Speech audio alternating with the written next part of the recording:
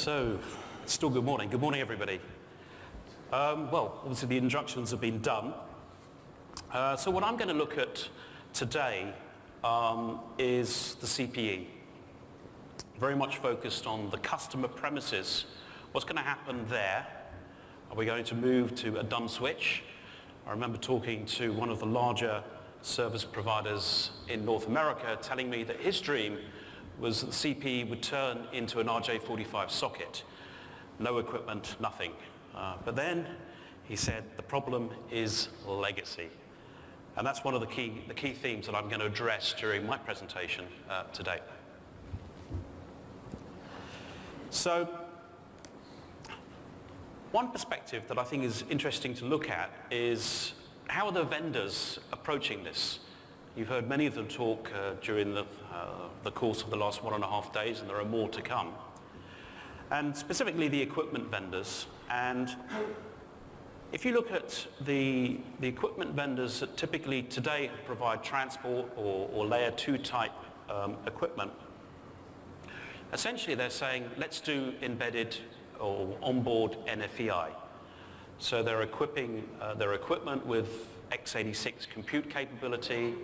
They're building an NFV inside the equipment, and just as my colleague from ADVA just said, this gives you the flexibility to deploy VNFs around the network, be it in the core, be it at the edge or elsewhere. The vendor challenge for people like ADVA and others is to, well, where do those functions come from? And all of those equipment vendors, including ourselves, are busy building ecosystems to show that hosting capability on that transport equipment. The layer 3 vendors have a slightly different approach because typically they're building the network functions. They've been resident in dedicated CPE that's on the premises, and their challenge is how to take that out and make it available as software only, disassociated from the hardware platform.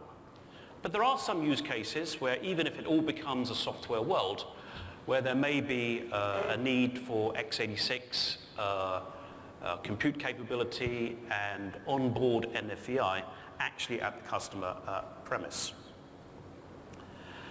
And then a number of vendors that's often the same as the layer 2 vendors who are providing PE equipment or aggregation equipment at the network edge, and really looking to add that compute capability there in order to facilitate a fully distributed NFV model. Let's take a look at the nature of the vendors and how they approach it. So, no excuses to mention that Cisco is one of the giants, but there are many others here in this room. And essentially the strategy here is that they master a number of different technologies. They have various types of equipment that can be positioned around the network, and they can put the full end-to-end story together so that if you engage with one of the larger vendors, that the complexity of building this new architecture of NFV or SDN can be shifted, if you like, onto their responsibility. Obviously, some of the operators would have some questions about that, but the challenge, I think, for some of the larger vendors is how to make sure that the equipment is relevant, as well as some of the software components going forward. For the layer 2 guys, as I said, their key challenge is, because they're essentially building the infrastructure, the transport networks for the networks, adapting, if you like, to the shape and design of the operator networks, is how to build the ecosystem to host those functions. And the layer 3 CPI guys, is, as I said, taking those sources out, taking that software out of the monolithic architecture that used to exist and making it available and placing it into the network wherever the operator should desire. And of course the key challenge here, because they're not providing often the full end-to-end solution, is to make sure that interoperability and openness are adhered to in order to allow that network function to be transitioned. So let's take a look at legacy. One of the things that I've observed amongst my travels when talking about NFV is that by and large, NFV is an ILEC game. The historic operator, to use the French term, these are the people that are really mostly engaged. It doesn't mean that there aren't larger tier 2 or CLEC vendors engaged in this process, but most of the activity, most of the real engagement, most of the trials in the industry are associated with the large ILECs. And typically the large ILECs have a lot of legacy to deal with. There is TDN interfaces out there. There are often serial interfaces for specific purposes. They're on their own journey in terms of voice over IP migration. So one of the key issues that they face is how to deploy this new programmatic NFV model to get the benefits that they so desire, and yet cope with all of the legacy stuff that is out there on their networks.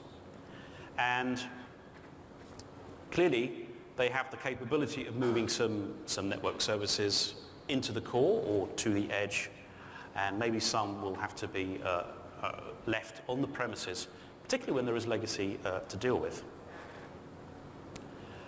Quite a lot of the POCs and trials that are running around the world today have an unspoken assumption. And that unspoken assumption is that it's greenfield. There's no legacy to deal with. So what this means is the NFVI infrastructure is built in a lab, on a piece of equipment. Maybe it's a white box. And services are put into that. So specific VNF components are taken and run on those NFVIs. But in a sense, it's ignoring the problem of legacy.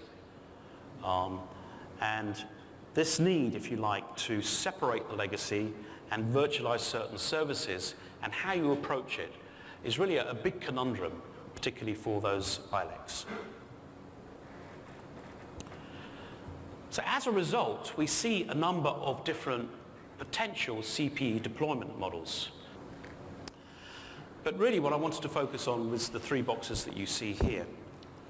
That in order to cope with legacy, the traditional CPE that you find on-premise today will be a mix of different things. Clearly, it's a processing platform that provides either layer 2 or layer 3 services, particularly if it's a router. It will have a number of specialized interfaces to deal with legacy services, those TDM, for voice, so to be able to integrate BRI or PRI or T1, E1, there may be some specialized serial interfaces on that box. But the thing is that box won't go away overnight. It still has to be amortized over time. But more particularly, those legacy services won't disappear overnight. So there will be a role, I think, for the traditional CPE going forward in many, many service deployments over the next few years. Another one at the bottom right here on this chart will be to take the white box approach, which is, okay, let's put the x86 compute platform in there, let's put the NFVI onto that, and then let's consolidate the various appliances that are on premise. And here we can get a lot of the programmatic and automation capabilities of NFV, but also the CapEx savings that are associated with that. And it may be that that will be an approach for some operators, that where they have legacy, they'll use a sort of more traditional CPE, they'll put a white box next to it, and consolidate functions that way. Another approach would be to build sort of hybrid CPE. So CPE that combines the two capabilities, this ability to take in the legacy functions as well as host an NFVI and the associated functions on it. So I've called this a sort of hybrid NFVI PCPE. I think the key message here is legacy is not going to go away overnight. The ILECs really have to deal with it. They have many, many customers that depend on those legacy services. And particularly here in Europe, one of the key issues is ISDN migration. ISDN has for many years been a cash cow. I know that in France and most of Southern Europe, we're more or less at the end of the journey of phasing it out. But I know in certain other countries, Germany and UK spring to mind, where that journey is only just beginning because ISDN has represented such a significant, or continues to be such a significant revenue contributor to the operators there. So on the left here we have the traditional monolithic architecture. We saw the stone in one of the previous presentations. That's what that thing is. So basically it's an architecture either built on switches or on CPU. There's a real-time operating system in there, and on that there will be the vendor-specific operating system hosting the various functions that a traditional CP will provide. Moving forward, we can imagine various different models. So and here I'm really showing the hybrid NFVI PCP approach, where inside the CPE, the split between the control and the data plane has occurred. Yeah, so the control functions running typically on a Linux environment are there and ready to be addressed by the orchestration system, the VNF manager, and so forth. They could potentially, the middle bit on the right-hand side is an option, there could potentially be an NFVI actually embedded inside the CPE. Yeah? And then the various data functions will be scheduled, optimized for the right I/O, which was another theme that came up in one of the earlier presentations today. So various different choices. It could well be in service providers that some of these approaches will be combined. But the various CPE deployment models will continue to exist. Now, one of the questions that I often get asked, and I'm sure many of you have been asked, is what goes where? And the answer is, it depends. Yeah? I think one of the key things is the architecture, the network architecture that is actually inside the operators. That will shape where traffic will go. We need to avoid tromboning. We need to deploy as much as possible intelligence to the edge. And in some cases, we need to deploy some of that intelligence and let it remain on the customer prem. I think there'll be a different approach. It may be that for certain customers, certain functions will remain on the prem. For other customers, particularly the SMEs, a lot of those functions will be migrated to the network edge, but each operator will take a different viewpoint. And I know this for a fact, that whenever I've gone and talked to many customers, they all have quite different architectures.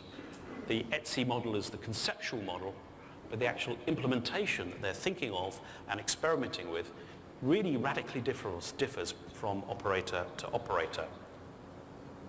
But one of the points I wanted to make, and I hope I've made this sufficiently clear, is there's a lot that still needs to reside actually on the customer prem, particularly when there are legacy services to deal with. There's also another type of network function which requires coordination between the customer prem and the network edge or the core where the server part of that function resides. These are what I call dual-headed, or another term is book-ended functions. So these are functions where you need to do things at both ends of the link. VPN is the classic. You encrypt at one end, you decrypt at the other, and vice versa. There are other functions that have the same characteristics. Things like WAN optimization. You compress, decompress. You accelerate a particular protocol. You do that at both ends of the equation. Or if you're looking for data redundancy elimination, you're building dictionaries at both ends, and there needs to be cooperation. So if you're looking at providing those functions, those end-to-end dual-headed functions, then you need to have a cooperation where typically the client part will be a pure VNF, if you like, resident at the network edge or in the core, and that there will be a component, possibly also a VNF, but maybe embedded in a more traditional manner in the CPE going forward. One of the things that strikes me, I'm responsible for product strategy at my company. One of the things that strikes me is the amount of intelligence that we're being asked to put into the physical CPE. And in particular, this relates to business continuity, service continuity, and associated link management schemes to make sure that that happens. And if you want that intelligence to make sure that if a line goes down, another line comes in, or if you want to bond those lines, or if you want to use various policy-based offload schemes, again, you need some intelligence that might still reside in that CPE. I think the key message here is, yes, a lot will move to the network edge or to the core, but do remember that legacy, and do remember some of this link management stuff that will remain in the customer prem. So, as a parting thought, here are some considerations that I see when I embark on my travels around the world, that you really need to understand the NFV approach of the vendor. We each have, specific interests that we're trying to preserve. Each of us is trying to provide a differentiated approach based on value for our customer set. But understand that and make sure that, it's relevant to what you're trying to achieve as an operator. Clearly, we had some discussions about OpenStack. It's not been abandoned. NetConf, OpenFlow, the various APIs that could be used. Understand also the situation for yourself as an operator in terms of your ability to migrate your OSS. You have spent years and millions building your current OSS systems. They need to be migrated as well. Is that something that can happen overnight? Or is there a more of a phased approach? And if there is a phased approach, is that by region, is that by customer set, or is that by service? Understand the management framework that's being put into the equipment. Is it a Yang database model? Is it another model that's being implemented? And one of the key questions that's coming into my department at the moment is, well, how scalable is this? How many VNFs can I run? Are you going to do the VNF management thing? What's the footprint? What's the memory requirement? How many routes can you support? All of these questions are coming in, and not least, how much is it going to cost? As people try to build their business plans. And then understand the deployment architecture. Can you centralize everything? Probably not. How distributed is it going to be? Depends on the shape of your architecture. Depends, to a large extent, on the profile of the customers that you're addressing. Understand the link management schemes. Business continuity is a big, big issue. If everything is in the cloud, and the cloud is no longer accessible, then you still have to get there via other means. And how will that be addressed in order to deliver business continuity? Understand where you're going to put the functions. Are they going to be in pods distributed around your network? Is it going to be hosted on the aggregation equipment or the P equipment, or on specific, as I said, NFVI farms or pods? And to what extent is it in the premises? And then also understand your approach as an operator to the legacy requirements of your customer set, and indeed your own marketing departments who want to preserve some of that ISTN or T1 revenue, which continues to generate significant contributions to the company. There are lots of different use cases. There are lots of different architectures. One thing that I've found when talking and engaging with operators is the huge diversity and variety in approach. Everybody's got a different way of doing it, different vendors, different management systems, different approaches to actually where they're going to distribute the functions inside the network. And don't forget, there are other functions that may need to be integrated. We tend to focus very much as a community on network functions, but as a parting thought, one of the key things that is happening in the industry is this merging of the cloud approach and the telecoms approach. And will that also have an impact on your services? I think that's pretty much what I wanted to say. Thank you very much.